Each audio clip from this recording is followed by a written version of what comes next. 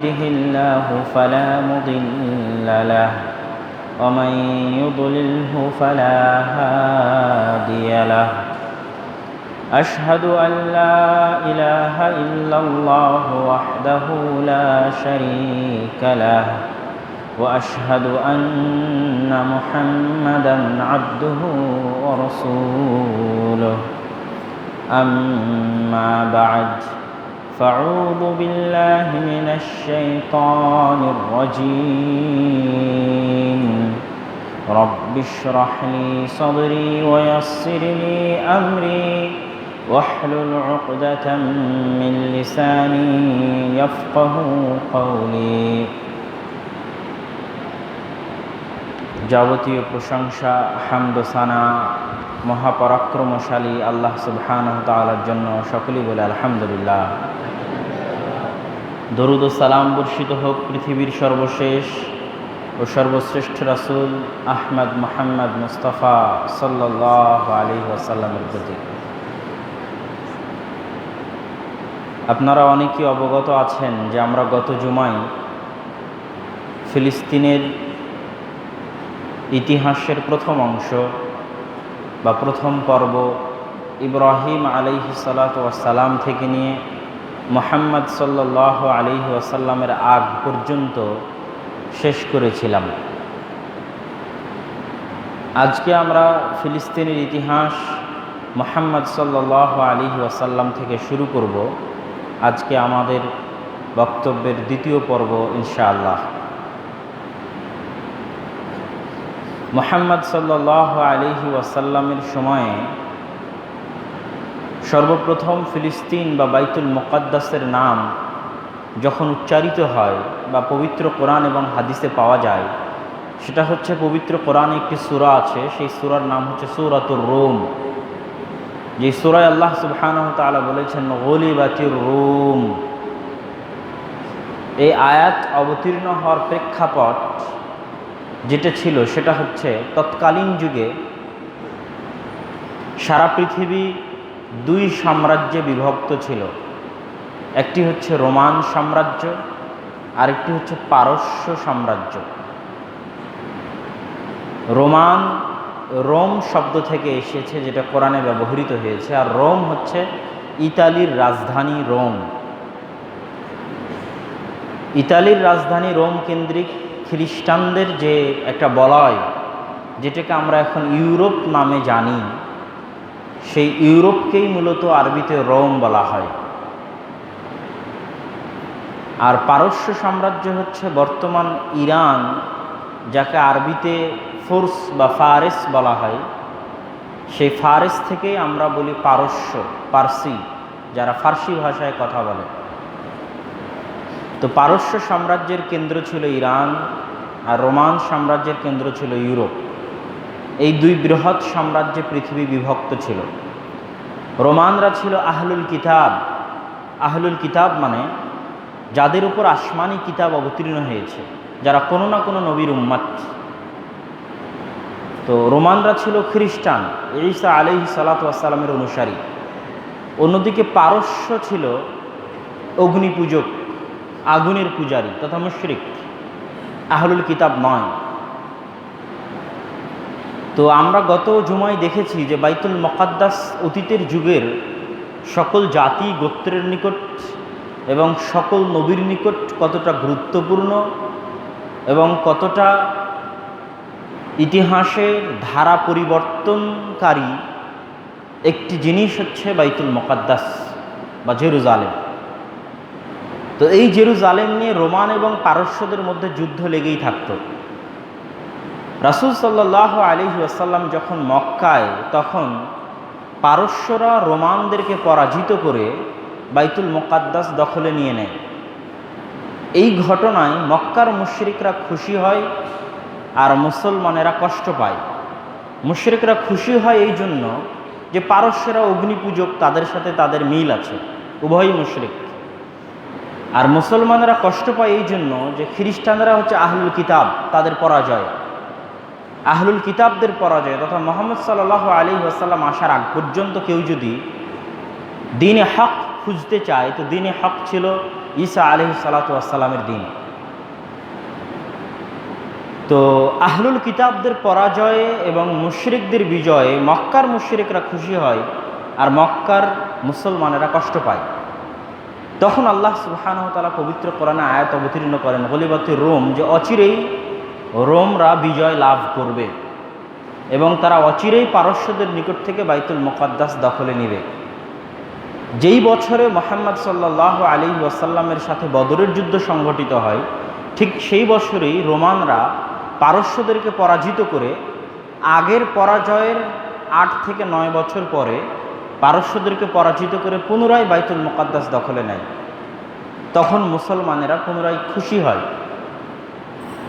এটা হচ্ছে বাইতুল মুকাদ্দাসের সাথে মুসলমানদের বা মুহাম্মদ সাল্লাল্লাহু আলাইহি ওয়াসাল্লামের পবিত্র কোরআন এবং হাদিস খুঁজলে প্রথম সম্পর্ক খুঁজে পাওয়া যায়, যে বাইতুল মুকাদ্দাস আহলুল কিতাবদের হাতে থাকায় মুসলমানেরা খুশি হচ্ছে আর অগ্নি পূজকদের হাতে থাকায় মুসলমানেরা কষ্ট পাচ্ছে।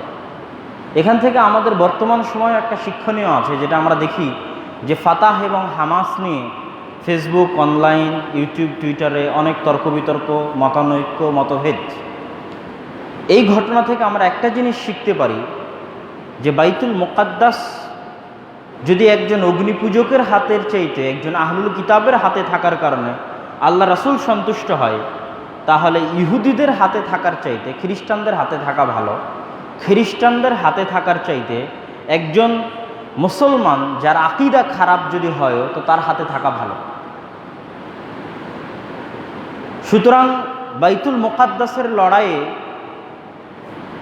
আপনাকে দেখতে হবে কে কম খারাপ এবং কার কাছে কালেমা আছে, কে মুসলমান। এই জায়গায় অন্যান্য বিভিন্ন বাহাস নিয়ে এসে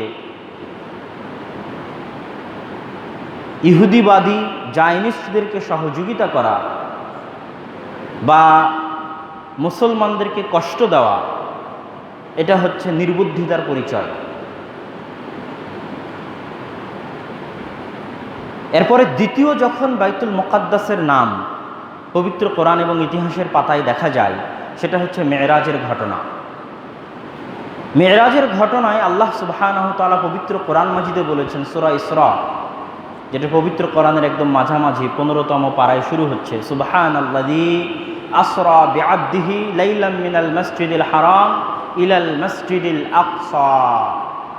ওই সত্তার মহাপবিত্রতা যিনি তার বান্দাকে ভ্রমণ করিয়েছেন কাবা থেকে আল মসজিদ আল আকসা, মসজিদুল হারাম থেকে মসজিদুল আকসা পর্যন্ত। তার বান্দাকে ভ্রমণ করিয়েছেন কাবা থেকে বাইতুল মুকাদ্দাস পর্যন্ত। এখানে পবিত্র কোরআনে আল্লাহ সুবহানাহু ওয়া তাআলা সরাসরি বাইতুল মুকাদ্দাসের নাম উচ্চারণ করেছেন। এটাই হচ্ছে মেরাজের ঘটনা, যেটার বর্ণনা দিতে গিয়ে রাসূল সাল্লাল্লাহু আলাইহি ওয়াসাল্লাম বহু হাদিসে মেরাজের ঘটনার বর্ণনা পাওয়া যায়। তার মধ্যে যতটুকু আমাদের বাইতুল মুকাদ্দাসের সাথে সম্পৃক্ত আমরা শুধু ততটুকুই নিব। আবু যার গিফারি রাদিয়াল্লাহু তাআলা আনহু থেকে বর্ণিত, তিনি বলেন রাসূল সাল্লাল্লাহু আলাইহি ওয়াসাল্লাম বলেছেন, ফুরিজা আন সাকফি বাইতি, আমার বাড়ির ছাদ ফেড়ে জিবরাইল আসলেন, ওয়া আনা বিমাক্কা, এমতো অবস্থায় আমি মক্কায় আছি। তারপর তিনি আমার সিনা চাক বুক কাটলেন এবং একটি স্বর্ণের পাত্রে জমজমের পানি দিয়ে তিনি আমার সিনা ধৌত করলেন। সুম্মা গাসালাহু বিমা'i জামজাম। তারপরে হিকমত এবং ঈমানে পরিপূর্ণ করে আমার আত্মাকে বা অন্তরকে পুনরায় স্থাপন করা হলো। ফাফরাগাহু ফি সদরি, আমার বুকের মধ্যে স্থাপন করা হলো। সুম্মা আখাযা বিয়াদি, তারপরে তিনি আমাকে নিয়ে চলতে শুরু করলেন। আনাস বিন মালিক রাদিয়াল্লাহু তাআলা আনহুর বর্ণনায় তার এই চলার বর্ণনাটা পাওয়া যায়। রাসূল সাল্লাল্লাহু আলাইহি ওয়াসাল্লাম বলেন, আমার নিকটে নিয়ে আসা হয়েছে বিল বোরাক, বোরাককে, হুয়া দাব্বাতুন ফাওকাল হিমার, যেটা ঘোড়ার চাইতে ছোট কিন্তু গাধার চাইতে একটু বড়। তার দৃষ্টিশক্তি ততদূর পর্যন্ত সে তার পা রাখে। ফারাকিবতুহু হাত্তা আতাইতু বাইতাল মাকদিস, আমি সেটাতে আরোহণ করলাম, আমাকে আরোহণ করতে বলা হলো। তারপরে আমি চলে আসলাম বাইতুল মাকদিসে। ফারাবাতুহু বিল হালাকাহ আল্লাতী তারবুতু বিহাল আম্বিয়া, আমি বোরাককে বাঁধলাম ওই জায়গার সাথে যেই জায়গায় আম্বিয়ায়ে কেরাম বাদ দেন, কেননা অতীতের চলে যাওয়া সব অধিকাংশ নবীর স্মৃতি বিজড়িত হচ্ছে বাইতুল মুকাদ্দাস, যেটা আমরা গত জুমায় আলোচনা করেছি। তো যেখানে নবীরা তাদের বাহন বাঁধতেন, আমি সেখানে আমার এই বাহনটা বাঁধলাম। সুম্মা দাখালতু, তারপর আমি প্রবেশ করলাম মসজিদ আকসায়, ফাসাল্লাইতু বিরাকাতাইন, এবং সকল নবীকে সাথে করে নিয়ে 2 রাকাত সালাত আদায় করলাম। তাহলে ইসলামের ইতিহাসে দ্বিতীয়বার যখন বাইতুল মুকাদ্দাসের নাম আমরা দেখতে পাচ্ছি, তখন আল্লাহ রাসূল মক্কায়, আর সেটা হচ্ছে মেরাজের ঘটনা, যেটা আল্লাহ পবিত্র কোরআনেও বর্ণনা করেছে, যেটা রাসূল সাল্লাল্লাহু আলাইহি ওয়াসাল্লামের বিভিন্ন হাদিসেও পাওয়া যায়। তৃতীয়, ইসলামের ইতিহাসে রাসূল সাল্লাল্লাহু আলাইহি ওয়াসাল্লামের জীবদ্দশায় বাইতুল মুকাদ্দাসের আলোচনা। মেরাজ সম্পূর্ণ করে রাসূল সাল্লাল্লাহু আলাইহি ওয়াসাল্লাম যখন সালাত ফরজ করে নিয়ে ফিরে আসলেন, তখন মুসলমানেরা কাবায় থাকার পরেও, মক্কায় থাকার পরেও, বা কাবার পাশে সালাত আদায় করার পরেও তারা সালাত আদায় করতে শুরু করলো বাইতুল মুকাদ্দাস মুখী হয়ে। আউয়াল কিবলাতিন, প্রথম কেবলা মুসলমানদের বাইতুল মুকাদ্দাস। অথচ সর্বশ্রেষ্ঠ ঘর কাবা। আউয়াল বাইতিন উদিআ লিন-নাস বিবাক্কা, কোরআনের আয়াত। সর্বপ্রথম যে ঘর ইবাদতের জন্য তৈরি করা হয়েছে সেটা মক্কায়, সেটাই কাবা। এটাই সর্বশ্রেষ্ঠ, এতে কোনো সন্দেহ নাই। সর্বশ্রেষ্ঠ ঘরের পাশে থেকেও মুসলমানেরা সালাত আদায় করতেছে বাইতুল মুকাদ্দাস মুখী হয়ে। এখানে আরও একটি আশ্চর্যের বিষয়, যে তৎকালীন জাহেলি আরব যুগে তারা তো মুশরিক, তারা কেউ আহলুল কিতাব নয়। তাদের কাছে আহলুল কিতাবদের গ্রন্থ বা বই পুস্তক সেইভাবে ছিল না। খ্রিস্টান বা ইহুদি ধর্মের প্রচার মক্কায় সেইভাবে ছিল না, তারা সবাই মুশরিক। তাদের কাছে জাহেলি যুগ থেকে সবচেয়ে সম্মানিত, সবচেয়ে গ্রহণযোগ্য, সবচেয়ে দামি ঘর হচ্ছে মক্কার কাবা। এবং কাফেররা পর্যন্ত সেখানে হজ করার জন্য যেত। তাহলে যেই পরিবেশে রাসূল সাল্লাল্লাহু আলাইহি ওয়াসাল্লাম বেড়ে উঠেছেন, সেই পরিবেশে বাইতুল মুকাদ্দাসের নাম শোনারই কথা নয়। যদি শুনেও থাকেন তো বাইতুল মুকাদ্দাসকে অত মূল্যায়ন করার কথা নয়, কেননা তার আশেপাশের সবাই কাবাকে সবচেয়ে বেশি মূল্যায়ন করে। তিনি নিজে কাবাকে সবচেয়ে বেশি মূল্যায়ন করেন, অথচ কাবার পাশে থেকে তিনি সালাত আদায় করতেছেন বাইতুল মুকাদ্দাস মুখী হয়ে। এর মধ্যেই হিজরত সংঘটিত হলো। রাসূল সাল্লাল্লাহু আলাইহি ওয়াসাল্লাম হিজরত করে এসে কুবায় সর্বপ্রথম মসজিদ তৈরি করলেন মদিনায়। সেই মসজিদটি নির্মিত হলো বাইতুল মুকাদ্দাস মুখী হয়ে, যেহেতু তখনও কিবলা বাইতুল মুকাদ্দাস। কিন্তু রাসূল সাল্লাল্লাহু আলাইহি ওয়াসাল্লামের মন চাইতো সবসময় যে তিনি কাবামুখী হয়ে সালাত আদায় করবেন, যেটা আল্লাহ সুবহানাহু ওয়া তাআলা পবিত্র কোরআনে বর্ণনা করেছেন সূরা বাকারার 144 নম্বর আয়াতে, যে কদ নারা তাকাল্লুবা ওয়াজহিকা ফিস সামা, আপনি বারবার আসমানের দিকে চান যে কোনো ওহী আসে কিনা কিবলা পরিবর্তনের, এটা আমি বুঝতে পারি। ফালানুওয়াল্লিয়ান্নাকা কিবলাতান তারবাহা, ওই কিবলায় আপনার জন্য নির্ধারণ করে দিলাম যে কিবলায় আপনি খুশি হন। ফাওয়াল্লি ওয়াজহাকা শাতরাল মসজিদিল হারাম, অতএব আজ থেকে আপনার মুখমণ্ডল ফিরিয়ে নিন কাবার দিকে।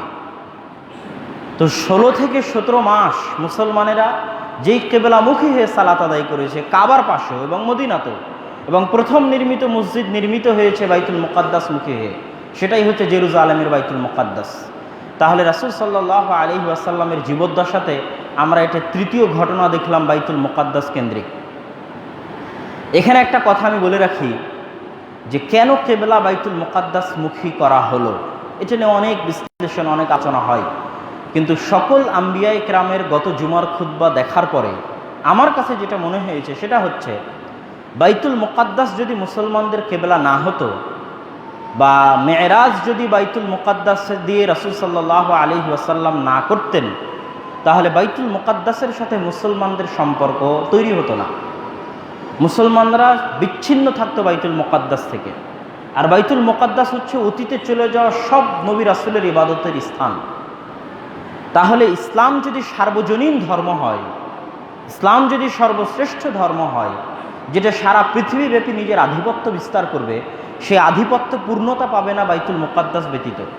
কেন, সারা পৃথিবী যদি আমার দখলে থাকে আর বাইতুল মুকাদ্দাস যদি ইহুদি নাসারার দখলে থাকে, তো ইহুদি নাসারার কোনো প্রবলেম নাই, কোনো কিছু যায় আসে না, সেটাতে ইসলামের শ্রেষ্ঠত্ব বুঝায় না।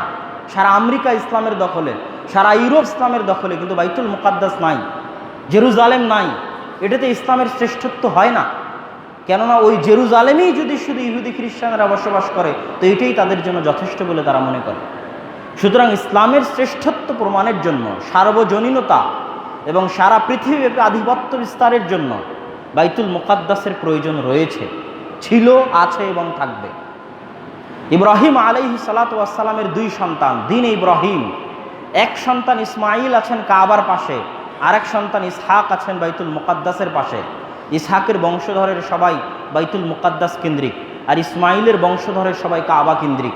এখন উম্মতে মুহাম্মাদি যদি কাবাও তাদের দখলে থাকে, বাইতুল মুকাদ্দাসও দখলে থাকে, তাহলে দ্বীনে ইব্রাহিমের একচ্ছত্র প্রতিনিধিত্ব করার হকদার একমাত্র উম্মতে মুহাম্মাদির হয়ে দাঁড়াবে। তখন দ্বীনে ইব্রাহিমের কোনো কিছুর দাবি করার আর সুযোগ এই পৃথিবীর আর কারো থাকবে না। এই জন্য বাইতুল মুকাদ্দাসের গুরুত্ব চিরন্তন।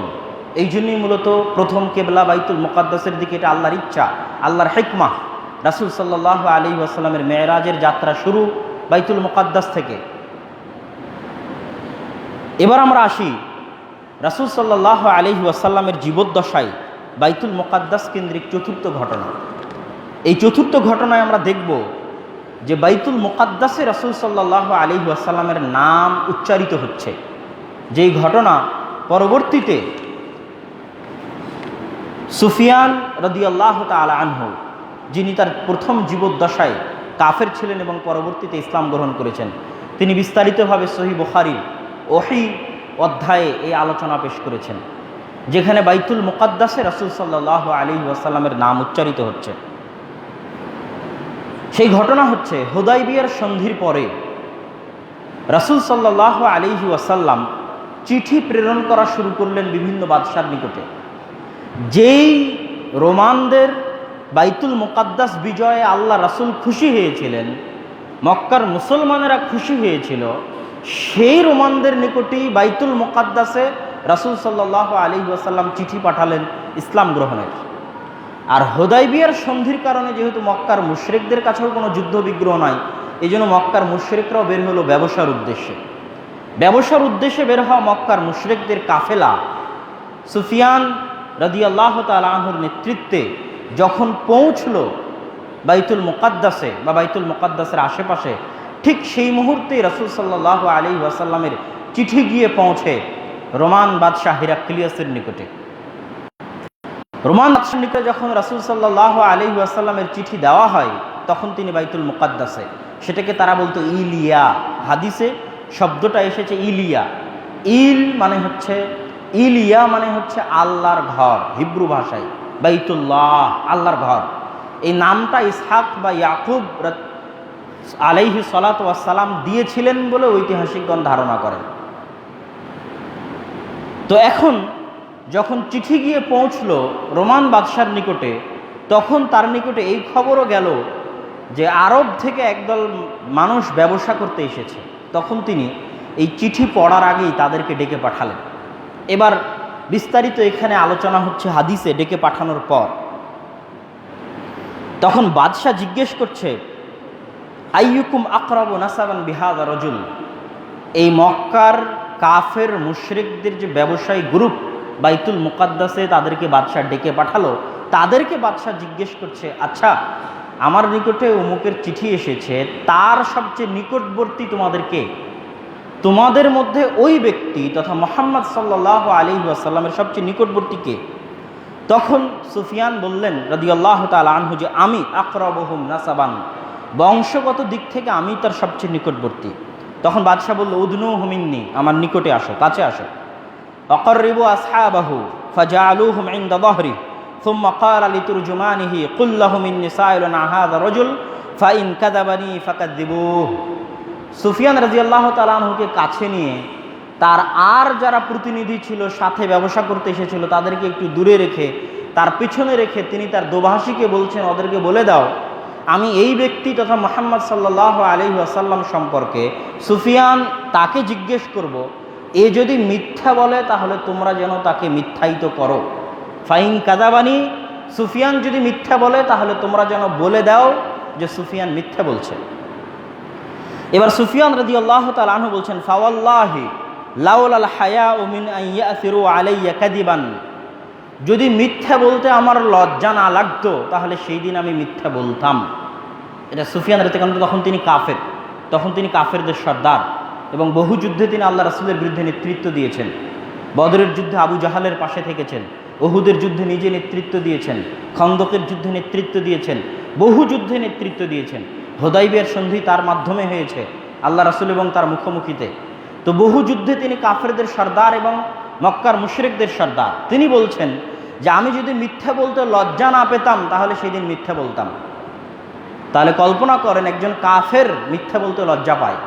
আরবদের নিকটে মিথ্যা বলা কত কঠিন অপরাধ ছিল, আর এখন মুসলমান অহরহ মিথ্যা বলে, 24 ঘন্টা মিথ্যা বলে, সকাল সন্ধ্যা মিথ্যা বলে, উঠতে বসতে মিথ্যা বলে। অথচ সুফিয়ান কাফের অবস্থায় মিথ্যা বলতে লজ্জা পাচ্ছে।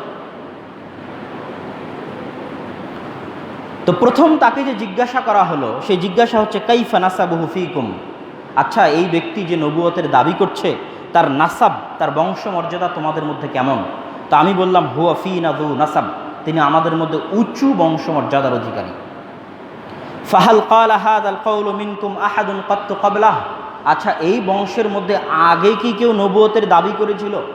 আমি বললাম না, এই বংশের মধ্যে আগে কেউ কোনোদিন নবুয়তের দাবি করেনি। ফাহাল কানা মিন আবাইহি মিন মালাক, আচ্ছা এই বংশে আগে কি কেউ কোনোদিন রাজা ছিল? আমি বললাম না, এই বংশে আগে কেউ কোনোদিন রাজা ছিল না।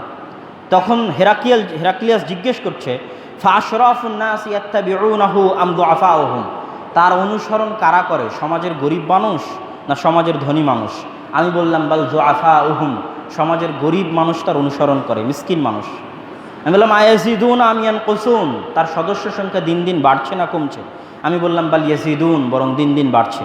ফাহাল ইয়ারতাদ্দু আহাদুম মিনহুম সাখতাতান লিদীনিহি বা'দা ইয়াদখুলা ফিহি, তাদের মধ্যে কেউ কি ইসলাম ধর্ম একবার গ্রহণ করার পর পুনরায় ফিরে আসে? আমি বললাম না, কেউ যদি একবার ইসলাম গ্রহণ করে আর ফিরে আসে না। ফাহাল কুনতুম তাত্তাহিমুনাহু বিল কাযিব ক্বাবলা আন ইয়াকুলা মা ক্বাল, আচ্ছা নবুয়তের দাবি করার পূর্বে তোমরা কি কেউ তাকে মিথ্যার অভিযোগে অভিযুক্ত করেছো কোনোদিন, যে মোহাম্মদ মিথ্যা কথা বলে? নবুয়তের দাবি করার পূর্বে কোনোদিন তোমাদের মাঝে মিথ্যা বলা প্রমাণিত হয়েছে কিনা? তখন আমি বললাম যে না, নবুয়তের দাবি করার পূর্বে কোনোদিন তার মিথ্যা বলা প্রমাণিত হয়নি, সে মিথ্যা বলতো না। ফাহাল ইয়াগদের, সে কি ওয়াদা করে ভঙ্গ করে, চুক্তি করে লঙ্ঘন করে? আমি বললাম না, সে কোনোদিন ওয়াদা করে ভঙ্গ করে না, চুক্তি করে লঙ্ঘন করে না। তবে হ্যাঁ, আমরা এখন একটা চুক্তির মধ্যে আছি, জানি না এই চুক্তির বিষয়ে কি করবে। এবার সুফিয়ান রাদিয়াল্লাহু তাআলা আনহু বলছেন এই একটা কথা ঢুকানো ছাড়া মুহাম্মদ সাল্লাল্লাহু আলাইহি ওয়াসাল্লামের বিপরীতে আর কোনো কথা আমি ঢুকাতে পারিনি। একটা সন্দেহ ঢুকিয়ে দিলাম যে না, আগে তো কোনোদিন চুক্তি ভঙ্গ করেনি, কিন্তু এখন তো হুদাইবিয়ার সন্ধি আছে, না জানি কি করে ভঙ্গ করতেও পারে। তাহলে একটা নেগেটিভ পয়েন্ট আমি এখানেই মাত্র ঢুকাতে পেরেছি, আগে পরে কোথাও ঢুকাতে পারি। তোমরা কি তার সাথে ফাহাল কাতালতুমুহু, তোমরা কি তার সাথে যুদ্ধ করেছো? বললাম হ্যাঁ, আমরা তার সাথে যুদ্ধ করেছি। ফাকাইফা কানা কিতালুকুম ইয়া, তোমাদের সাথে তার যুদ্ধের ধরন কেমন? আমি বললাম দালউন সিয়ালুন, বালতি তথা বালতি একবার কুয়া থেকে, আগের যুগের কুয়ায় বালতি কেউ একবার হাতে নিত রশি টেনে, আবার কেউ রেখে যেত, আবার কেউ হাতে নিত। তো বালতি যেমন একবার একজনের হাতে আর একবার আরেকজনের হাতে। তো জয় পরাজয় আমাদের মধ্যে ঘুরপাক খাচ্ছে। বদরের যুদ্ধে তারা বিজয়ী হয়েছে, উহুদের যুদ্ধে আমরা বিজয়ী হয়েছি, এইভাবে জয় পরাজয় আমাদের মধ্যে ঘুরপাক খাচ্ছে। মা দায়া আমরুকুম, আচ্ছা এই নবী তোমাদেরকে কিসের দাওয়াত দেয়, কিসের আদেশ দেয়? তখন আমি বললাম, সে বলে উবুদুল্লাহ ওয়াহদা, এক আল্লাহর ইবাদত করো, ওয়ালা তুশরিকু বিহি শাই, তার সাথে কাউকে শরিক করিও না, ওয়াতরুকু মা ইয়াকুলু আবাকুম, আর তোমাদের পিতামাতা যা বলে গেছে আগের যুগের তোমাদের আদি পিতাদের অনুসরণ বাদ দাও।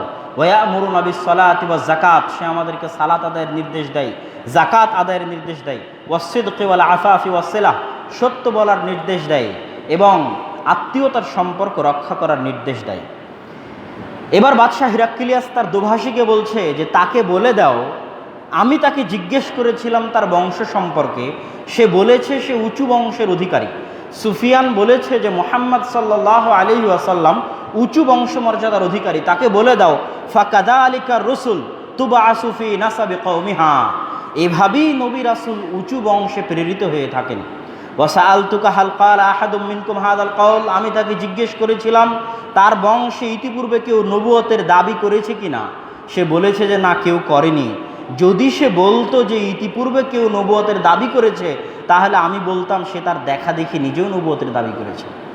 কিন্তু যেহেতু আগে কেউ নবুয়তের দাবি করেনি কুরাইশ বংশে, সুতরাং এটা সে কারো দেখাদেখি করছে এটাও তো বলা যাবে না। আমি তাকে জিজ্ঞেস করেছিলাম তার বংশে ইতিপূর্বে কোনো রাজা ছিল কি না, সে বলছে না, কোনো রাজা ছিল না। যদি সে বলতো কুরাইশ বংশ অতীতে কেউ রাজা ছিল, তাহলে আমি বলতাম হারানো রাজত্ব, বাপদাদার হারানো রাজত্ব ফিরে পাওয়ার জন্য সে নবুয়তের ভান ধরেছে। কিন্তু যেহেতু অতীতে কেউ রাজা ছিল না, তাহলে হারানো রাজত্ব ফিরে পাওয়ার কোনো প্রশ্নই আসে না, তাহলে অবশ্যই তার নবুয়তের দাবিটা ঠিক। আমি তাকে জিজ্ঞেস করেছিলাম যে তোমরা কি তার নবুয়তের দাবির পূর্বে কোনোদিন মিথ্যা বলতে দেখেছো? সে বলেছে না, আমরা তাকে মিথ্যা বলতে দেখিনি। তখন তিনি বলছেন যে এইরকমই হয় নবীগণ, তারা মানুষের সাথে কোনো সময় মিথ্যা বলেন না। আমি তাদেরকে জিজ্ঞেস করেছিলাম যে তাকে দুর্বল মানুষ অনুসরণ করে না শক্তিশালী? সে বলেছে দুর্বল গরিব মিসকিন অনুসরণ করে। তাকে বলে দাও হুম আতবা রসুল, যুগে যুগে নবী রাসূলের অনুসরণ সমাজের গরিব মিসকিনেরাই করেছে। আমি তাকে জিজ্ঞেস করেছিলাম তার সংখ্যা দিন দিন বাড়ছে না কমছে? সে বলেছে বাড়ছে। তাকে বলে দাও ইমানের বিষয়টা এরকমই, ইমানের বিষয় এরকমই যে ইমান বাড়তেই থাকে, তাকে কেউ থামাতে পারে না। আমি তাকে জিজ্ঞেস করেছিলাম যে তার দিন একবার গ্রহণ করার পর কেউ ফিরে আসে কিনা? সে বলেছে না। তাকে বলে দাও কাযালিকাল ঈমান হিনা তুখালিতু বাশাশাতুল কলব, এটাই ঈমানের স্বাদ, যে একবার আস্বাদন করে সে সেখান থেকে ফিরে আসতে পারে না। আমি তাকে বলেছিলাম সে চুক্তি করে ভঙ্গন করে কিনা? সে বলেছে না, করে না। বলছে নবীরা এরকমই হয়, নবীরা চুক্তি করে ওয়াদা করে ভঙ্গ করে না। আমি তাকে বলেছিলাম সে তোমাদেরকে কিসের আদেশ দেয়? সে বলেছিল এক আল্লাহর ইবাদত করতে, মূর্তি পূজার নিষেধ করতে, সালাত সিয়াম আদায় করতে এবং জাকাত দিতে, সত্য বলতে। তাকে বলে দাও যে এগুলোই হচ্ছে নবীদের আদেশ, যুগে যুগে নবীরা এই দাওয়াতই দিয়ে থাকেন। তাকে আরও বলো যে তখন রাসূল সাল্লাল্লাহু আলাইহি ওয়াসাল্লামের চিঠি তিনি ডেকে পাঠালেন যে দেখি কোথায় মুহাম্মাদের চিঠি নিয়ে আসো। তখন তিনি চিঠি পড়তে লাগলেন। চিঠিতে লেখা ছিল বিসমিল্লাহির রহমানির রহিম মিন মুহাম্মাদিন আবদুল্লাহ ওয়া রাসূলিহি ইলা হিরাকিল আযীমির রোম, আল্লাহর বান্দা এবং আল্লাহ রাসূল মুহাম্মাদের পক্ষ থেকে হেরাকেল, রোমের বাদশাহ, রোমের সম্মানিত বাদশাহ হেরাকেলের নিকটে। এখানে একটা গুরুত্বপূর্ণ বিষয় ইশারা দিয়ে রাখি, আল্লাহ রাসূল চাইলে বলতে পারতেন যে কাফের হেরাকেলের নিকটে, কিন্তু আল্লাহ রাসূল বলেননি যে কাফের হেরাকেলের নিকটে। সর্বোচ্চ সম্মান দিয়ে বলেছেন যে আদিম আর রোম, মহামান্য রোমান সম্রাটের নিকটে। তথা দাওয়াত দিতে হয় ভদ্র ভাষায়, ভদ্রচিত এবং সম্মানের সাথে দাওয়াত দিতে হয়। সালামুন আলা মান ইত্তাবা আল হুদা, যারা হেদায়েতের অনুসরণ করে তাদের উপর সালাম। আম্মা বা'দ ফাইন্নী আদউকা বিদিআয়াতিল ইসলাম, আমি আপনাকে ইসলামের দাওয়াত দিচ্ছি। আসলিম তাসলাম, ইসলাম গ্রহণ করেন, নিরাপদে থাকবেন। আর যদি মুখ ফিরিয়ে নেন তাহলে পাপের ভাগীদার আপনি। তখন এবার হেরাকেল এই চিঠি পড়ার পর বলল, বলে দাও সে যা যা বলল সব যদি সত্য হয়ে থাকে, ফায়াসলামুকা মাউদিই কাদামাইয়া হাতাইন, একদিন আসবে যেই দিন আমার পায়ের নিচে যে মাটি আছে তথা বাইতুল মুকাদ্দাস, আমাদের আলোচনার বিষয় বাইতুল মুকাদ্দাস, আমার পায়ের নিচে যে মাটি আছে এই বাইতুল মুকাদ্দাস একদিন তার পদানত হবে, তার করতালগত হবে, সে একদিন তার অধীনস্থ হবে এই বাইতুল মুকাদ্দাস। এই ভবিষ্যৎবাণী বাদশাহ হিরাক্লিয়াস করে গেলেন। এটা আমরা রাসূল সাল্লাল্লাহু আলাইহি ওয়াসাল্লামের জীবদ্দশায় চতুর্থ ঘটনা দেখলাম। বাইতুল মুকাদ্দাসে আল্লাহ রাসূলের নাম উচ্চারিত হলো। বাইতুল মুকাদ্দাসের অধিকারী রোমান সম্রাট হিরাক্লিয়াস, সে এখানে কেন এসেছিল? ওই যে পারস্যদের কাছ থেকে বিজয় লাভ করে, রোমানরা যখন বিজয় লাভ করলো, তখন কুস্তুনতুনিয়া তথা তুরস্কের বর্তমান ইস্তাম্বুল থেকে পায়ে হেঁটে হজ করার জন্য বাইতুল মুকাদ্দাসে এসেছে। খ্রিস্টানরা হজ করার জন্য বাইতুল মুকাদ্দাসে আসতো। হিরাক্লিয়াস কুস্তুনতুনিয়া থেকে পায়ে হেঁটে এসেছে। সেই সময় আল্লাহ রাসূলের চিঠি তার নিকটে গেছে বাইতুল মুকাদ্দাসে। তাহলে আমার পায়ের নিচে যেই মাটি আছে এই মাটি মুহাম্মদ সাল্লাল্লাহু আলাইহি ওয়াসাল্লামের অধীনস্থ হবে।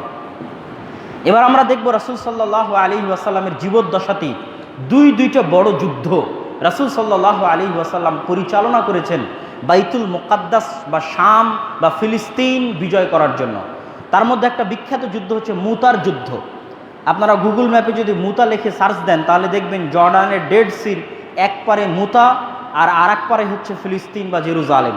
দুটোর দূরত্ব 100 থেকে 120 কিলোমিটারের বেশি হবে না। তথা মুতার যুদ্ধ সাহাবীরা যেখানে লড়াই করেছিলেন রাসূল সাল্লাল্লাহু আলাইহি ওয়াসাল্লামের জীবদ্দশায়, সেটা বাইতুল মুকাদ্দাসের অতি নিকটে।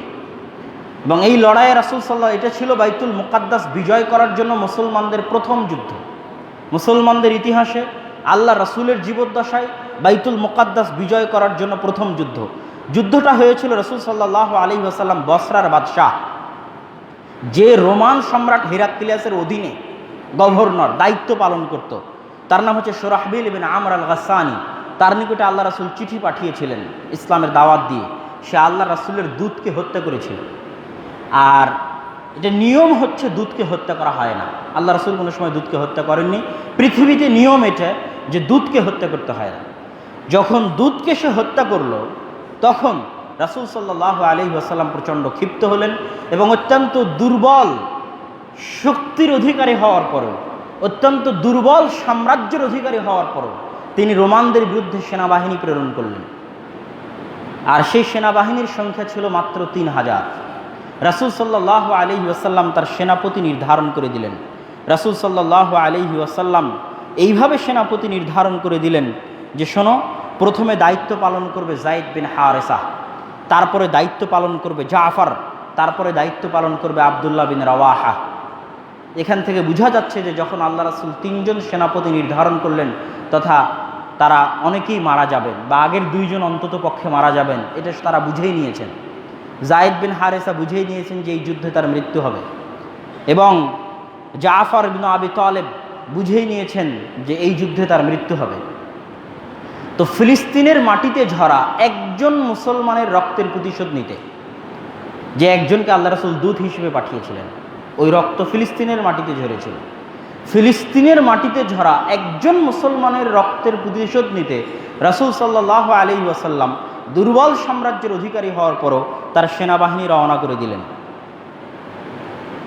মুতার যুদ্ধে মুসলমানরা এক ভয়ঙ্কর যুদ্ধে লিপ্ত হলো। তাদের বিপরীতে প্রায় 1 লক্ষ রোমান সৈন্যবাহিনী ছিল, আর মুসলমানরা ছিল মাত্র 3000। 3000 মানুষ হাতে গোনা যায়। আর কোথায় 1 লক্ষ? 1 লক্ষ সেনাবাহিনীর বিপরীতে 3000 মুসলমানের এই অসম যুদ্ধে। এবং আগে থেকে আমি বলে এসেছি গত জুমার খুতবাতেও, যে যখন মুসা আলাইহিস সালাতু ওয়াস সালামের উপর বাইতুল মুকাদ্দাস বিজয়ের নির্দেশ আসলো, তখনও সেটা ছিল অসম যুদ্ধ। যখন জালুতকে পরাজিত করে দাউদ এবং তালুতের উপর বাইতুল মুকাদ্দাস বিজয়ের নির্দেশ আসলো, তখনও সেটা ছিল অসম যুদ্ধ। যেটা আমরা আরও সামনে দেখতে থাকবো যে ইসলামের ইতিহাসে বাইতুল মুকাদ্দাস কেন্দ্রিক প্রত্যেকটা যুদ্ধ ছিল অসম যুদ্ধ। প্রথমে যায়েদ বিন হারেসা মারা গেলেন, তারপরে জাফর ইবনে আবি তালেব মারা গেলেন, তারপরে আব্দুল্লাহ বিন রাওয়াহাও মারা গেলেন। আব্দুল্লাহ বিন রাওয়াহার ক্ষেত্রে বলা হয় যে যখন মুসলমানেরা একটু ভয় ভয় পাচ্ছিল, ভীত হচ্ছিল, বিশাল 1 লক্ষ মানুষের বিশাল বাহিনী দেখে আর মাত্র 3000 মুসলমানের সৈন্য দেখে, তখন আব্দুল্লাহ বিন রাওয়াহা বলছিলেন, ইয়া কওম ওয়াল্লাহি ইন্নাল্লাতী তাকরাহুনা লাল্লাতী খারাজতুম তাতলুবুন। শোনো হে আমার জাতি, যেই জিনিসটা তোমরা ভয় পাচ্ছ, ওই জিনিসের আকাঙ্ক্ষাতেই তোমরা বের হয়েছো। তোমরা ভয় পাচ্ছ মৃত্যুর, কিন্তু তোমরা বের হয়েছো মৃত্যুর আকাঙ্ক্ষাতে। সেটা হচ্ছে শাহাদাত বরণ করা। ওয়ামা নুকাতিলুন নাসা বিআদাদিন ওয়ালা কুওয়াতিন ওয়ালা কাসরা। শোনো, আমরা যুদ্ধ করি না মানুষের সাথে সংখ্যা দিয়ে, আমরা যুদ্ধ করি না মানুষের সাথে শক্তি দিয়ে, আমরা যুদ্ধ করি না মানুষের সাথে ক্ষমতা দিয়ে। মা নুকাতিলুহুম ইল্লা বিহাদাদ্দিন, বরং আমরা মানুষের সাথে যুদ্ধ করি এই দিন দিয়ে। আ'আজ্জানাল্লাহু বিহি, যেই দিন দিয়ে আল্লাহ আমাদেরকে সম্মানিত করেছেন। ফাইন্নামা হিয়া ইহদাল হাসানাইন, তোমরা সামনে এগিয়ে যাও, তোমাদের জন্য 2টা কল্যাণকর জিনিস অপেক্ষা করছে, হয় বিজয় না হয় শাহাদাত। এই শাহাদাতের তামান্না নিয়ে তোমরা বের হয়েছো, সুতরাং এখানে ভয়ের কিছু নাই।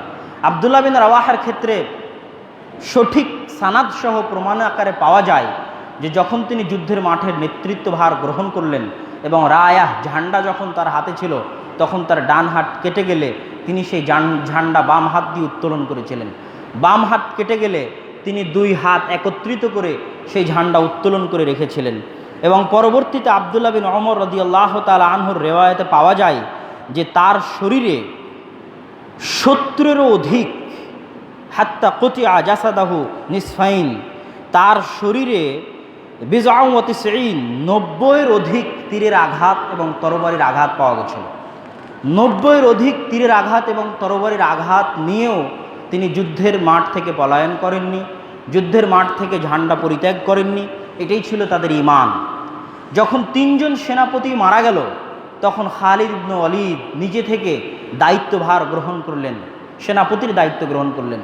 সেই দিন রাসূল সাল্লাল্লাহু আলাইহি ওয়াসাল্লাম মদিনায় বসে বলছেন যে শোনো, আখাদার রায়াত যায়েদ ফাউসিব, যায়েদ বিন হারিসা ঝান্ডা বহন করেছিল, যায়েদ বিন হারিসা মারা গেছে। সুম্মা আখাদাহু জাফর ফাউসিব, জাফর ইবনে আবি তালেব এই ঝান্ডা বহন করছিল, সেও শাহাদাত বরণ করেছে। সুম্মা আখাদাহু ইবনে রাওয়াহা, আব্দুল্লাহ বিন রাওয়াহা এই ঝান্ডা বহন করেছিল, সেও শাহাদাত বরণ করেছে। এই কথা বলতেই আইনাহু তাদরিফান, রাসূল সাল্লাল্লাহু আলাইহি ওয়াসাল্লামের দুই চোখ দিয়ে অশ্রু ঝরছিল। হাত্তা আখাদার রায়া সাইফুম মিন সুয়ুফিল্লাহ, তারপরে ঝান্ডা গ্রহণ করেছে আল্লাহর তরবারিগুলোর একটি তরবারি, হাত্তা ফাতাহাল্লাহু আলাইহিম, সেই তরবারি হচ্ছে খালিদ বিন ওয়ালিদ। তারপরে আল্লাহ তাদেরকে বিজয় দান করেছে।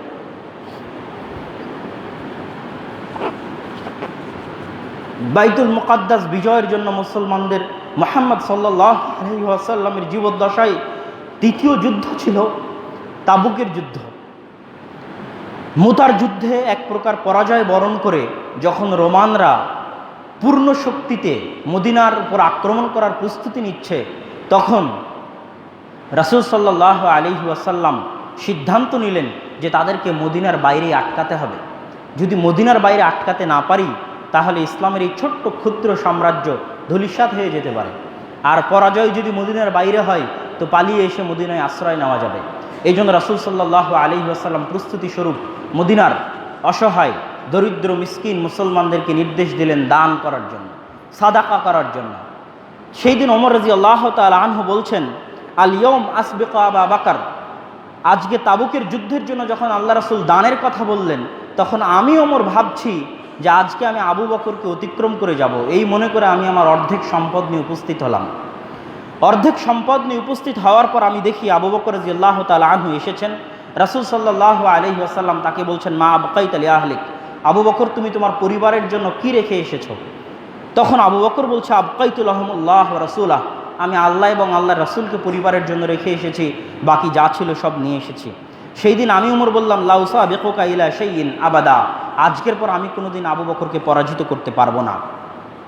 তো তাবুকের যুদ্ধ এবং মুতার যুদ্ধ, এই দুটো যুদ্ধ মক্কার কোনো কাফের মুশরিকদের সাথে সংগঠিত হয়নি, মক্কার আশেপাশের কোনো গোত্রের সাথে সংগঠিত হয়নি, বা আরব অঞ্চলের কোনো গোত্রের সাথে সংগঠিত হয়নি, বরং বাইতুল মুকাদ্দাস বিজয়ের জন্য যারা রোমান সম্রাট, যারা বাইতুল মুকাদ্দাসের দায়িত্বে ছিল, তাদের বিরুদ্ধে ছিল মুসলমানদের যুদ্ধ রাসূল সাল্লাল্লাহু আলাইহি ওয়াসাল্লামের জীবদ্দশায়।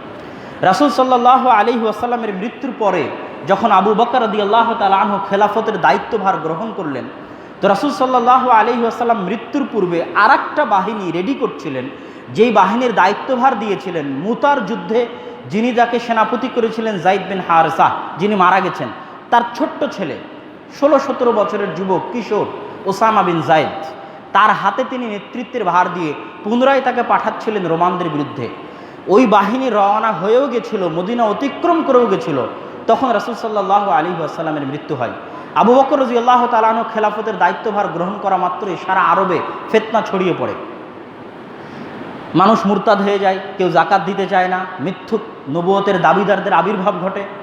তখন আবু বকর রাদিয়াল্লাহু তাআলা আনহুকে সব সাহাবী পরামর্শ দিচ্ছিলেন যে এখন যত সেনাবাহিনী আছে সবকে মদিনাতেই থাকা উচিত, কেননা মানুষ মনে করবে যে মুহাম্মাদের কওম, মুহাম্মদ সাল্লাল্লাহু আলাইহি ওয়াসাল্লামের উম্মত তার মৃত্যুতে দুর্বল হয়ে গেছে, এই মনে করে তারা মদিনায় আক্রমণ করতে পারে। এদিকে অনেক মানুষ নবুয়তের, মিথ্যা নবুয়তের দাবিদার তৈরি হয়েছে, অনেকেই যাকাত অস্বীকার করে বসেছে।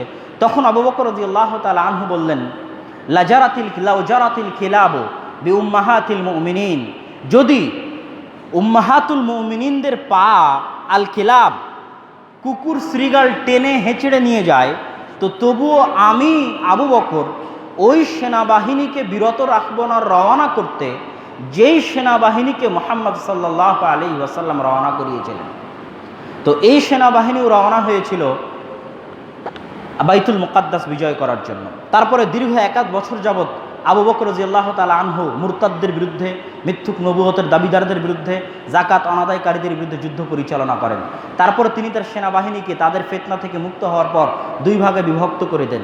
এক ভাগ খালিদ বিন ওয়ালিদের নেতৃত্বে চলে যায় পারস্য বিজয় করার জন্য, আর আরেক ভাগকে তিনি 4 ভাগে ভাগ করে দেন, যাদেরকে তিনি পাঠান শাম, ফিলিস্তিন বা বাইতুল মুকাদ্দাস বিজয় করার জন্য।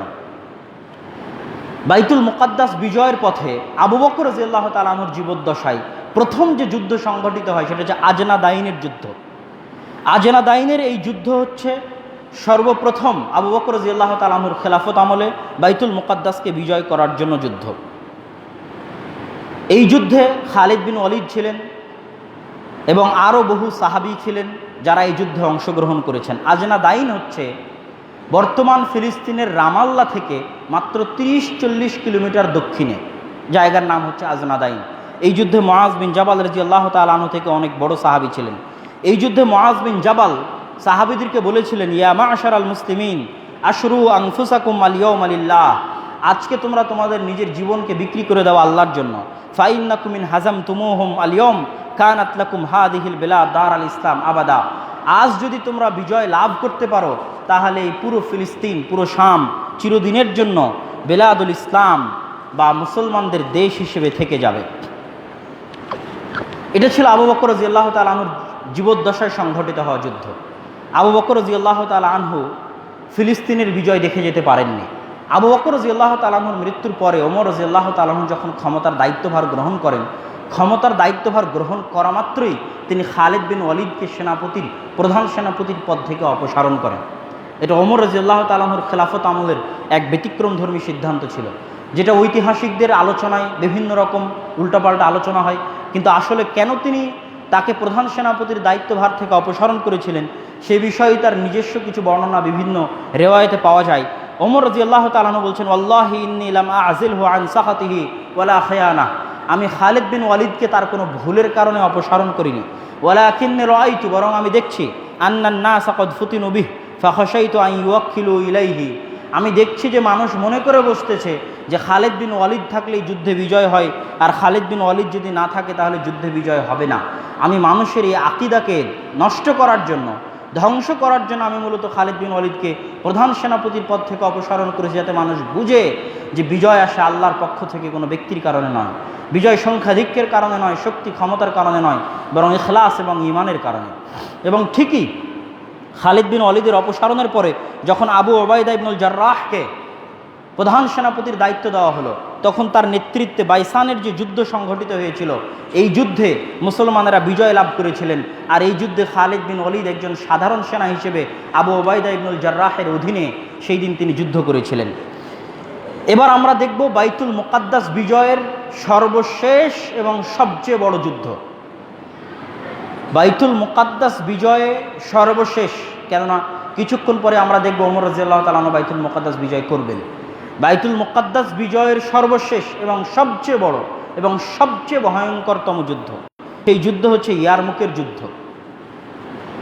রোমান সম্রাট হেরাক্লিয়াস আন্তাকিয়া বা এন্টাকি, যেটা তুরস্ক এবং সিরিয়ার সীমান্তবর্তী অঞ্চলে এখনও আছে, গুগল ম্যাপে সার্চ দিলে এখনও দেখা যাবে, সেখানে বসে সে পরিকল্পনা করতে থাকলো যে এই যে মুসলমানরা পারস্য এবং রোমানদের বিরুদ্ধে অব্যাহত যুদ্ধ চালিয়ে যাচ্ছে এবং আজনাদাইনের যুদ্ধে যে তাদের পরাজয় হয়েছে, বাইসানের যুদ্ধে তাদের পরাজয় হয়েছে, এটার প্রতিশোধ নেওয়ার জন্য, ভয়ঙ্করতম প্রতিশোধ নেওয়ার জন্য সে রওনা করলো।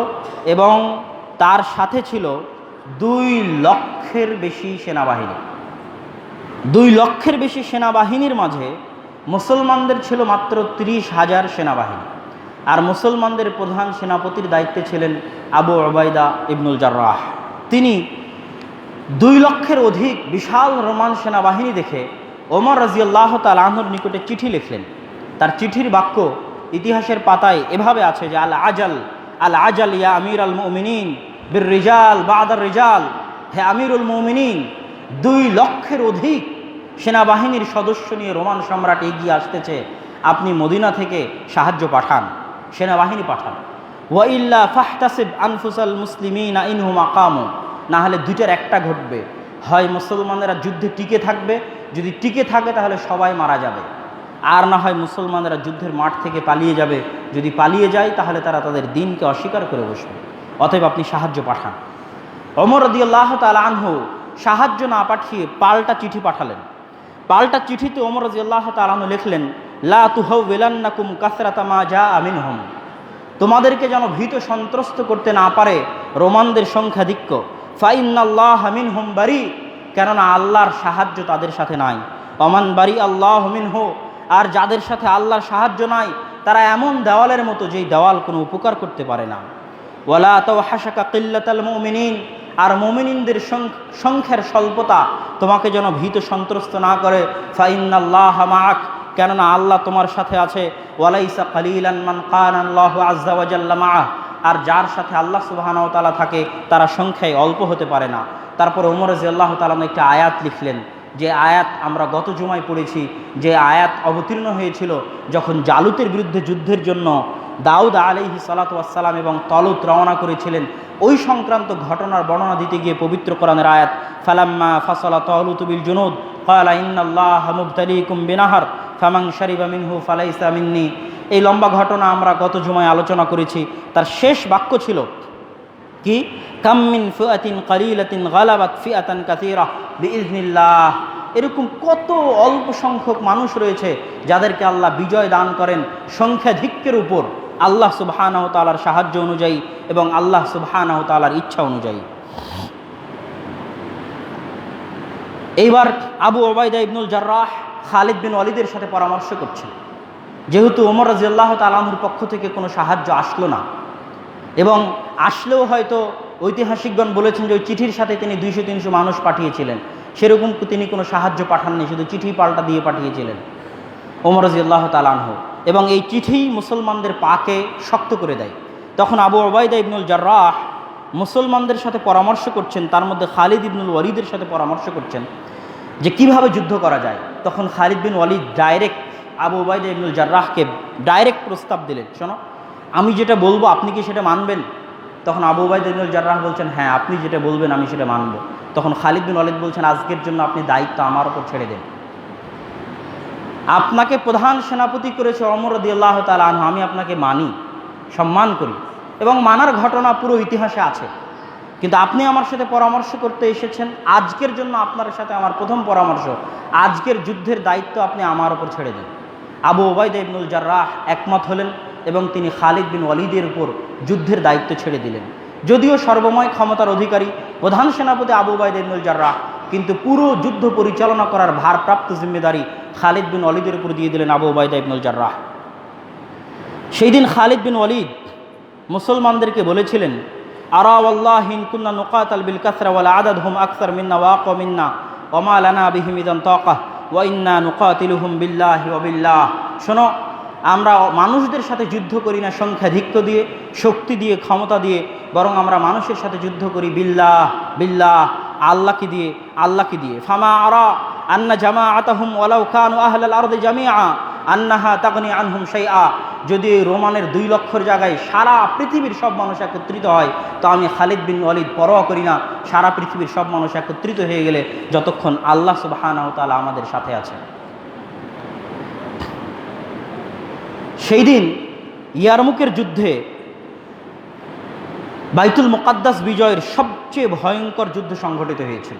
খালিদ বিন ওয়ালিদ রাদিয়াল্লাহু তাআলা আনহু নিজে ইয়ারমুকের জায়গা চয়ন করেছিলেন, যেটা ছিল চারিদিক থেকে একটু উঁচু পাহাড় ঘেরা, 3 দিক থেকে উঁচু পাহাড় ঘেরা মরুভূমির উপত্যকা, এবং তার পরিকল্পনা ছিল রোমান বিশাল 2 লক্ষ সেনাবাহিনীকে ওই উপত্যকায় আটকিয়ে দেওয়া এবং মরুভূমি অঞ্চলের মধ্যে আটকিয়ে দেওয়া, যাতে এই মরুভূমি অঞ্চলের সাথে হয়তো কুস্তুনতুনিয়া, তুরস্ক, ইউরোপ থেকে যারা আসতেছে তারা অতটা পরিচিত নয়, আবার আশেপাশে পাহাড় আছে, যাতে তাদের সাথে যুদ্ধ করতে সহযোগিতা হয়। যখন রোমানরা এগিয়ে আসলো, তখন মুসলমানদের মধ্যে কেউ বলছে, মা আকসারা রোমান ও মা আকাল্লাল মুসলিমিন, কোথায় 2 লক্ষ আর কোথায় 30,000, কত রোমান সৈন্যবাহিনী আর কত অল্প মুসলমান। তখন খালিদ বিন ওয়ালিদ আবার মুসলমানদেরকে বললেন, তোমরা বলো মা আকসারাল মুসলিমিন ও মা আকাল্লা রোমান, যে কত সংখ্যাধিক্য মুসলমানদের আর কত অল্প সংখ্যক রোমান। কেননা ওয়াল্লাহি লা নুনসার ইল্লা বিল্লাহি আযজা ওয়া জাল, কেননা আমরা জয়লাভ করতে পারবো না আল্লাহ সুবহানাহু ওয়া তাআলার সাহায্য ছাড়া। এইভাবে ইয়ারমুকের যুদ্ধে মুসলমানরা বিজয় লাভ করে, আর এটাই ছিল বাইতুল মুকাদ্দাস বিজয়ের সর্বশেষ যুদ্ধ। এই যুদ্ধে মুসলমানদের বিজয়ের মাধ্যমে পুনরায় মুসলমানরা ওই যে আবু বকর রাদিয়াল্লাহু তাআলা আনহু 4টে সেনাবাহিনী পাঠিয়েছিলেন ফিলিস্তিনের জন্য, ওই 4 ভাগে ভাগ হয়ে যায়, এবং ইয়ারমুকের যুদ্ধের পরে কেউ জর্ডান বিজয়ের জন্য বের হয়ে যায়, কেউ দেমাশক বিজয়ের জন্য বের হয়ে যায়, কেউ ফিলিস্তিনের যে অঞ্চলগুলো আছে গাজা, ইয়াফা, হাইফা, তেল আবিব, এই অঞ্চলগুলো বিজয়ের জন্য বের হয়ে যায়। আর ফিলিস্তিনের এই অঞ্চলগুলো বিজয়ের জন্য বের হন আমর ইবনুল আস, রাদিয়াল্লাহু তাআলা আনহু। আমর ইবনুল আস রাদিয়াল্লাহু তাআলা আনহু এই বাইতুল মুকাদ্দাসের চার দিক থেকে তিনি মুসলমানদের সকল শহর সকল এলাকা দখল করে ফেলেন।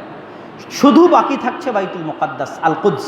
যখন শুধু আল কুদস বাকি, তখন আমর ইবনুল আস রওনা দিলেন আল কুদসের দিকে। জেরুজালেমকে চারদিক থেকে তিনি দখল করে ফেলেছেন, এখন তিনি কুদসের দিকে রওনা দিলেন। কুদসের দিকে রওনা দেওয়ার বিশাল ঘটনা আছে, সেই লম্বা ঘটনায় আমরা না গিয়ে আজকে যেহেতু ওমর রাদিয়াল্লাহু তাআলা আনহু কর্তৃক বাইতুল মুকাদ্দাস বিজয়ের ঘটনা বলে শেষ করব। তো জেরুজালেম তখন ছিল রোমানদের সবচেয়ে শক্তিশালী দুর্গ, সবচেয়ে কেন্দ্রস্থল।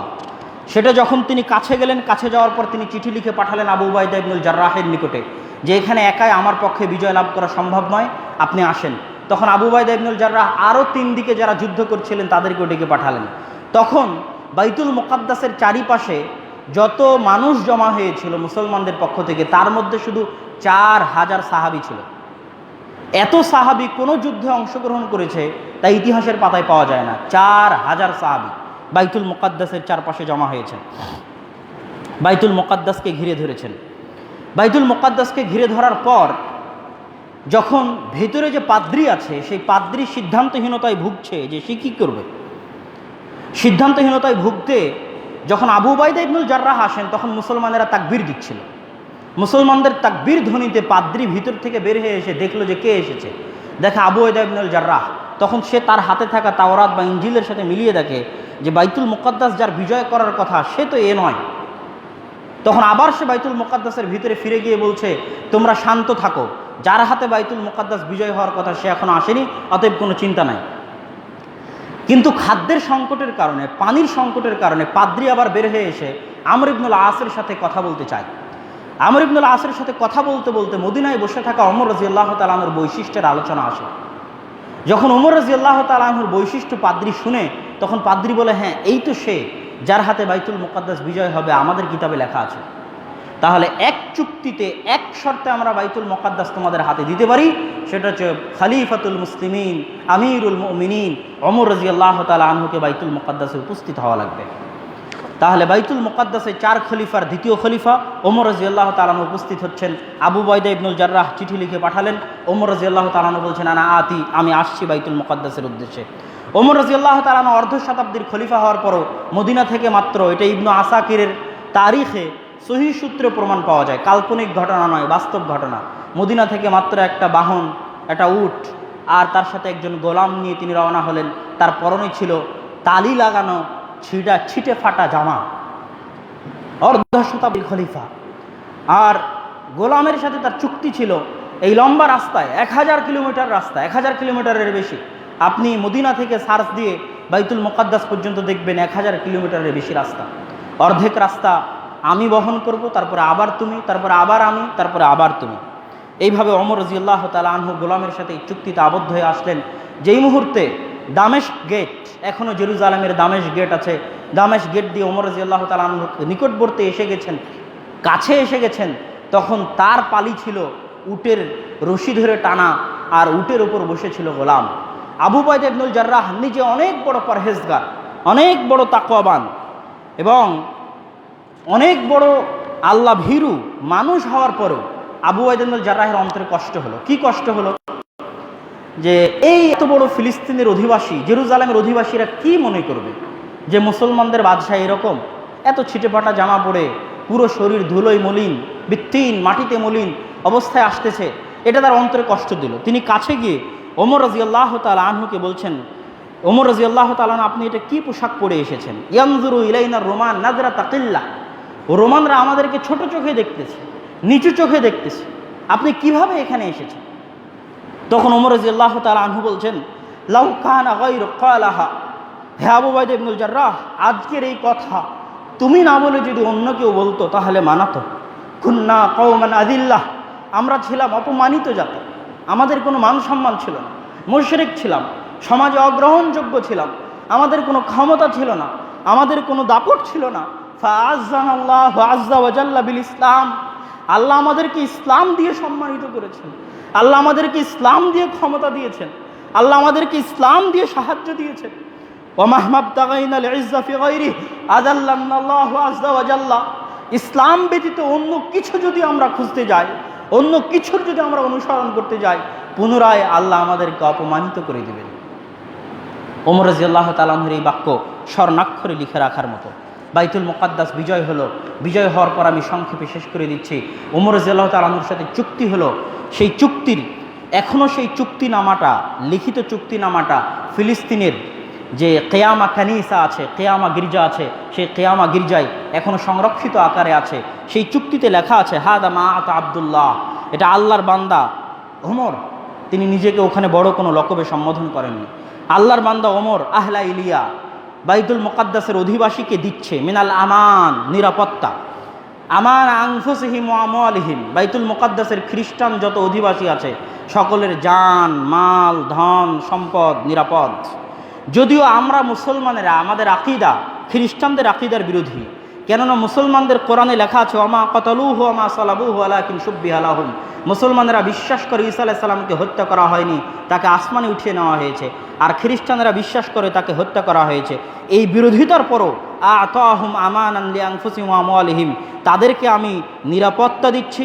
লা ইউকরাহুনা আলা দীনিহিম, ইসলাম গ্রহণ করার জন্য জবরদস্তি করানো হবে না। ওয়ালা ইউদাররা আহাদুম মিনহুম, কাউকে কোনো ক্ষতি করা হবে না। ওয়ালা ইয়াসকুনু বিইলিয়া মাআহুম আহাদুম মিনাল ইয়াহুদ, আর এই বাইতুল মুকাদ্দাসে তাদের সাথে কোনো ইহুদি বসবাস করতে পারবে না। এ আবার আজীব চুক্তিতে এখনও লেখা আছে। এই কথা কোথায় থেকে আসলো? এটা ওমর রাদিয়াল্লাহু তাআলা নিজে থেকে যোগ করেননি, এটা পাদ্রীর দাবি ছিল যে আপনি চুক্তিতে এই জিনিসগুলো যোগ করেন।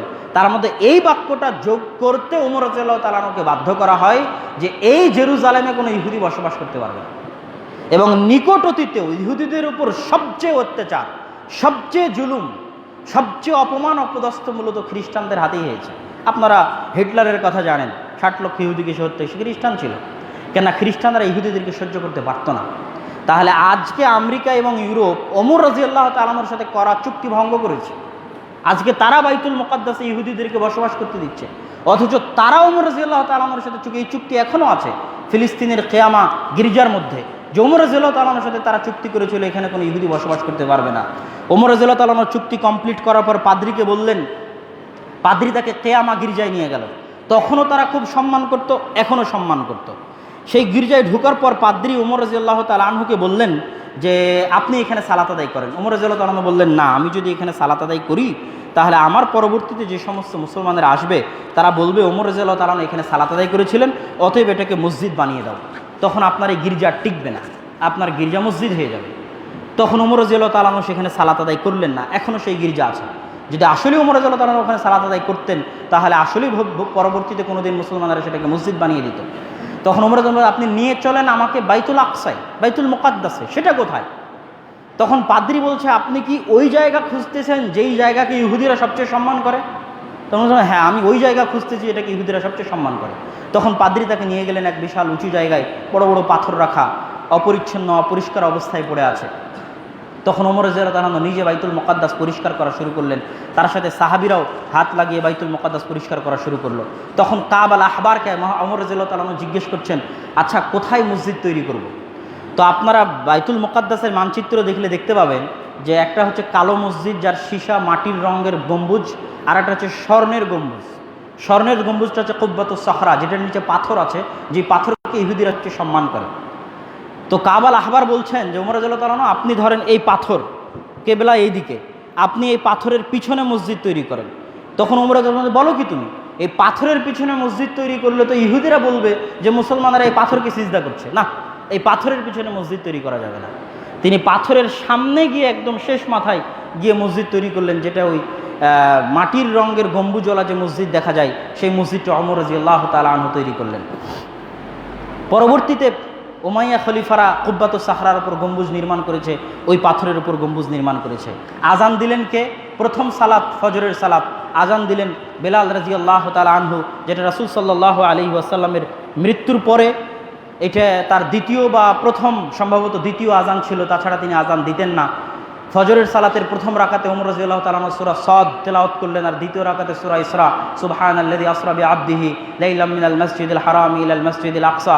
এইভাবে বাইতুল মুকাদ্দাস মুসলমানদের হাতে, দ্বিতীয় খলিফার হাতে বিজয় হলো, যেটার দ্বারা প্রমাণিত হয় যে এবং মুসলমানেরা তাদের চুক্তি, সবচেয়ে মজার কথা যে ওমর রাদিয়াল্লাহু তাআলা আনহুর এই চুক্তি সর্বশেষ উমাইয়া, আব্বাসি, মামলুক থেকে শুরু করে উসমানীয় খেলাফতের শেষ দিন পর্যন্ত এই চুক্তি মুসলমানেরা লঙ্ঘন করেনি। কোনো দিন বাইতুল মুকাদ্দাসের মাটিতে কোনো খ্রিস্টানের সাথে খারাপ ব্যবহার, কোনো গির্জায় আক্রমণ, কোনো গির্জাকে নষ্ট করা, কোনো সমস্যা তৈরি করা, দীর্ঘ 1400 বছরের ইতিহাসে ওমর রাদিয়াল্লাহু তাআলা আনহুর এই চুক্তির পালন মুসলমানেরা করেছে। আর খ্রিস্টানরাই সেই চুক্তি ভঙ্গ করে এখন ইহুদিদেরকে সেই বাইতুল মুকাদ্দাসে জায়গা দিয়েছে। আমরা আমাদের তৃতীয় পর্বের আলোচনা যদি আগামী জুমায় কমপ্লিট করা সম্ভব হয়, আগামী জুমাতেই শেষ পর্ব ক্রুসেড, সালাহুদ্দিন আইয়ুবী এবং বর্তমান অবস্থার উপর আলোচনা শেষ করে ফিলিস্তিন পর্বের আলোচনা শেষ করব ইনশাআল্লাহুল আজিজ।